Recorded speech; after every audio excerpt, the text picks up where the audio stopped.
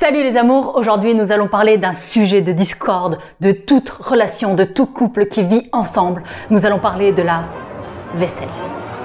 Mais nous allons l'aborder depuis le point de vue des archétypes Yang. Je vais te mettre la fiche là pour les archétypes Yin, on a parlé du tube de dentifrice et en fait je vais te donner comment est-ce que les archétypes Yang ont tendance à réagir en cas de conflit, en situation de conflit. Donc il y a 4 archétypes Yang dans la magie des archétypes. Si tu n'as pas encore fait le quiz, je t'invite à le faire. Le lien est dans la description. Donc dans ces 4 archétypes, il y a l'hédoniste passionné, il y a le sage leader, il y a le guerrier lumineux et il y a l'explorateur conscient. On les appelle archétypes Yang parce qu'ils ont une polarité à dominante Yang. Maintenant, ça ne veut pas dire qu'ils n'ont pas d'yin à l'intérieur d'eux-mêmes. Je vais partir d'une situation que l'on vit dans notre couple avec Caroline parfois, c'est la vaisselle. Qui doit faire la vaisselle? Alors, je cuisine pour la plupart du temps parce que j'aime ça. Par contre, la vaisselle, c'est vraiment quelque chose que j'aime pas faire.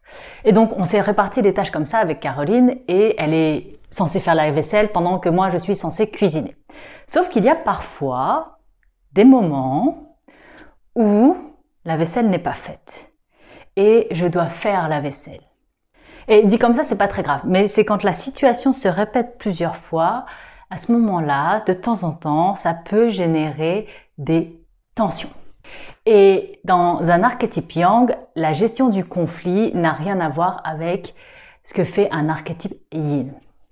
Par exemple, on va parler de qu'est-ce qui se passe dans la tête d'un archétype Yang. Quand il s'agit de l'hédoniste passionné, lorsque quelqu'un fait quelque chose qui génère une tension chez lui, il va le prendre contre lui et surtout dans le sens de « Ah, mince, là, la personne avec qui je suis ne fait pas attention à moi. Elle ne s'occupe pas de moi. » C'est le genre de pensées qui vont arriver pour l'hédoniste passionné.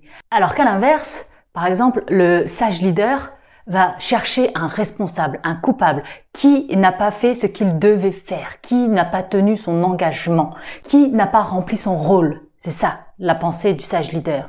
Le guerrier lumineux, lui, va plus se dire que on va parler plus de justice. C'est pas juste, c'est pas la règle, c'est pas comme ça qu'on a décidé.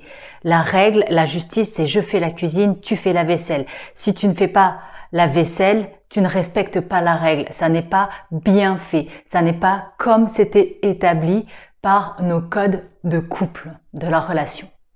Et l'explorateur conscient, lui, il va aussi avoir cette composante un peu d'injustice, mais ça va plus toucher à c'est contre moi. C'est pas selon les règles générales, c'est selon l'engagement envers moi. Et donc parce qu'elle ne tient pas son engagement envers moi, en fait je me sens dévalorisée, je me sens mal compris. Moi je suis explorateur conscient. Ce qui fait que quand Caroline elle ne fait pas la vaisselle, c'est pas tant le problème de la vaisselle, c'est juste que le discours, le dialogue intérieur que je peux avoir, c'est elle ne fait pas sa part du contrat et du coup elle ne valorise pas les efforts que moi je fais en tenant ma part du contrat. C'est le genre de pensée que les archétypes Yang peuvent avoir.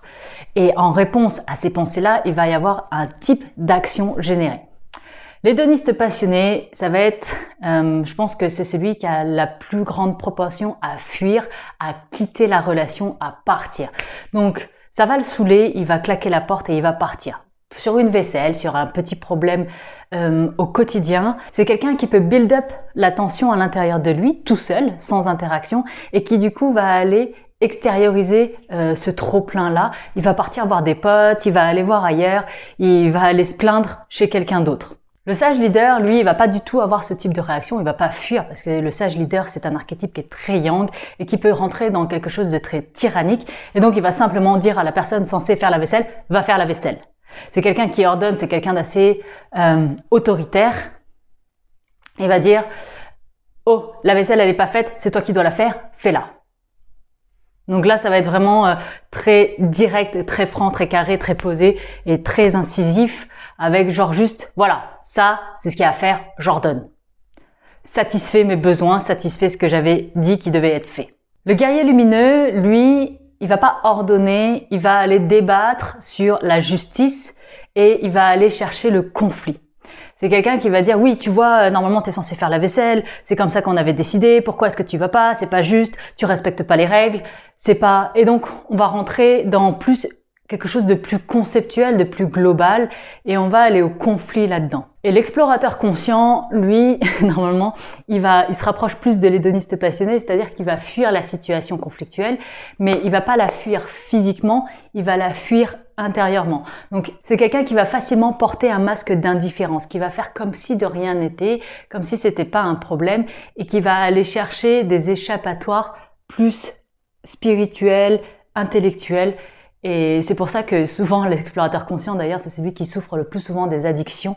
Si d'ailleurs tu veux en savoir plus pour les addictions, je te mettrai un lien. J'ai une conférence qui tourne en ce moment qui parle vraiment de l'addiction, et si c'est quelque chose qui te touche aujourd'hui, je t'invite à découvrir plus sur le sujet. Le lien est dans la description. Ce qu'il faut comprendre en fait, c'est que les archétypes yang, ils sont pas comme les archétypes yin qui reçoivent l'information, qui reçoivent la situation et qui la subissent.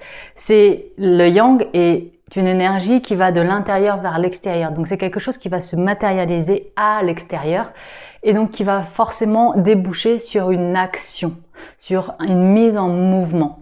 Ça veut dire quoi? Ça veut dire que quand il y a une tension, au lieu de la prendre, de l'absorber, automatiquement l'archétype yang, les archétypes yang vont prendre ça et essayer de la renvoyer tout de suite.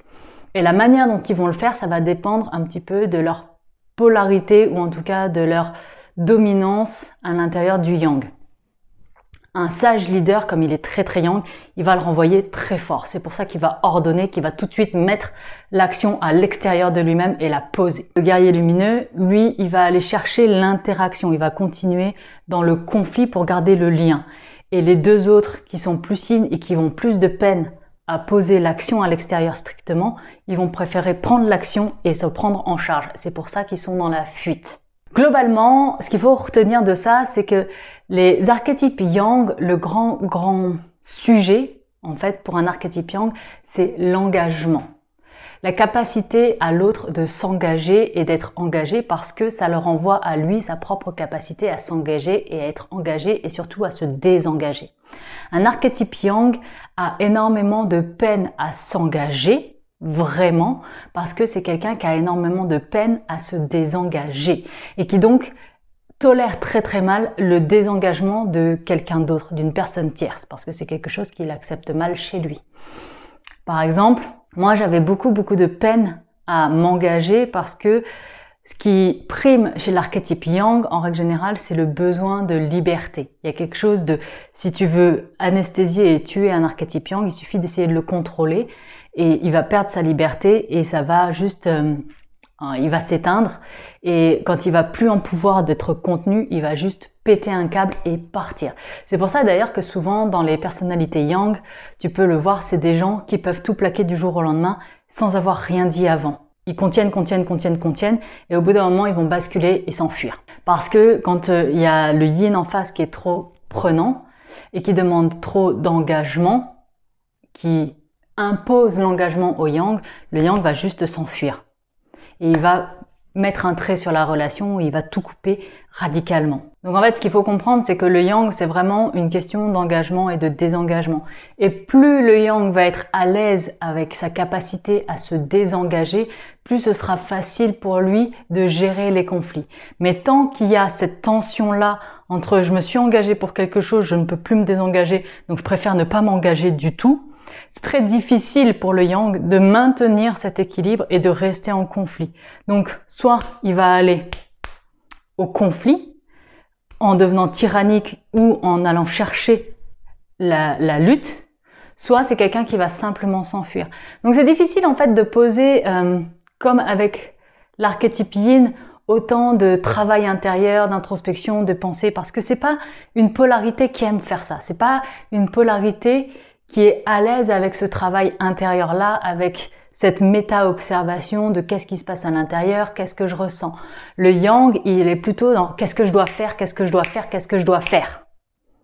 Et donc, tout de suite, ça va forcément, en termes de tension, ça va forcément aller chercher plus des solutions. Ce qui fait qu'il y a souvent des incompréhensions entre le yin et le yang, parce que le yin a juste envie de parler, de ventiler, de dire des choses, et le yang, au contraire, il veut juste trouver des solutions, et pas s'attarder sur le fait de parler, sur le fait de processer, sur le fait de raconter. Donc, souvent, les tensions, elles viennent de là, et elles sont peut-être plus dures à gérer à long terme pour un yang, parce que si le problème se répète et se répète et se répète encore, il y a un moment donné, il va devoir rentrer en contact avec sa partie yin pour pouvoir analyser le processus qu'il y a eu derrière le conflit, mais c'est quelque chose qui est inconfortable et c'est pas quelque chose qui est familier. Donc c'est un vrai travail et ça demande du temps. Et la capacité de méta-observation que peut avoir une polarité yin par rapport au yang, ça peut rendre très frustrant en fait d'interagir avec un yang parce qu'on dit mais putain, il faut quoi? Pourquoi est-ce qu'il comprend pas ça en fait? Donc il faut juste être un petit peu tolérant avec quoi. Mais j'espère que si tu as compris ça du yang, de ce mécanisme de fuite, c'est qu'il faut comprendre que c'est pas tourné contre le yin, c'est juste un mécanisme intérieur qui a besoin d'être apprivoisé et ça n'est jamais personnel en fait. Ce que je comprends moi dans les conflits, c'est que souvent, d'ailleurs c'est un des 4 accords Toltec qui dit on ne doit rien prendre personnellement. Souvent dans les conflits, ce qui fait qu'on crée un conflit, on crée une tension, c'est qu'on prend une action extérieure plutôt neutre et l'histoire qu'on se raconte avec, c'est que c'est tourné contre soi. C'est un manque de respect, c'est un manque d'engagement, c'est une non-reconnaissance, c'est une non-validation, c'est un jugement. Et donc on prend cette situation extérieure neutre et la manière dont on la décrypte, on la rend émotionnellement lourde parce que ça devient une action contre soi-même. Et si on arrive à juste comprendre qu'en fait, dans cette action est neutre et que l'action, elle n'est pas personnelle, on n'a pas à prendre cette situation de manière personnelle, à ce moment-là, je pense qu'on peut se détacher de beaucoup de conflits. Et surtout, la vraie solution, au final, c'est d'en parler. C'est juste de le dire et de communiquer. Voilà pour les réactions des archétypes yang au conflit. Donc globalement, rappelle-toi, soit il fuit, soit il gueule. C'est grosso modo, il y a deux grandes catégories d'actions, soit il s'en va, soit il gueule dessus. Il n'y a pas beaucoup de nuances dans cette palette-là sur la gestion des conflits du yang. Pour mieux comprendre ça, je t'invite à faire le quiz des archétypes si tu ne l'as pas encore fait. Comme ça, tu pourras aussi observer quelles sont les ombres des différents archétypes. Et n'oublie pas aussi, abonne-toi à la chaîne, mets un pouce, mets un commentaire. Je suis toujours contente de savoir qu'est-ce qui se passe pour toi quand tu regardes ces vidéos et est-ce que ça t'a aidé sur le fonctionnement de ton ou ta partenaire. Voilà, je te souhaite une très bonne journée et on se retrouve dans la prochaine vidéo. Salut!